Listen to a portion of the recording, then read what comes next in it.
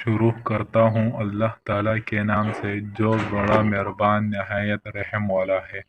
حضرت عبداللہ بن عمر رضی اللہ تعالیٰ عنہ سے روایت ہے، انہوں نے کہا، جب مسلمان مدینہ آئے تو وہ اکٹھے ہو جاتے اور نماز کے اوقات کا انتظار کرتے، کوئی اس کا اعلان نہیں کرتا۔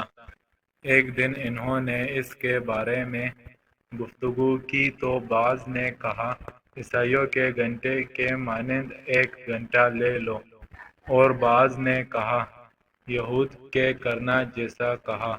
البتہ حضرت عمر رضی اللہ تعالیٰ عنہ نے کہا، تم ایک آدمی ہی کیوں نہیں بھیج دیتے جو نماز کا اعلان کرے؟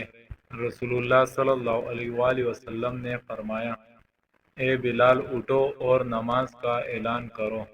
حضرت ابو ہریرہ رضی اللہ تعالیٰ عنہ سے روایت کی کہ نبی اکرم صلی اللہ علیہ وآلہ وسلم نے فرمایا، شیطان جب نماز کے لیے پکار کی آواز سنتا ہے تو گوش مارتا ہوا بھاگتا ہے تاکہ مؤذن کی آواز نہ سن سکے، پھر جب مؤذن خاموش ہو جاتا ہے تو واپس آتا ہے اور نمازیوں کے دلوں میں وسوسہ پیدا کرتا ہے، پھر جب اقامت سنتا ہے تو چلا جاتا ہے تاکہ اس کی آواز نہ سنے، پھر جب وہ خاموش ہو جاتا ہے تو واپس آتا ہے اور لوگوں کے دلوں میں وسوسہ ڈالتا ہے۔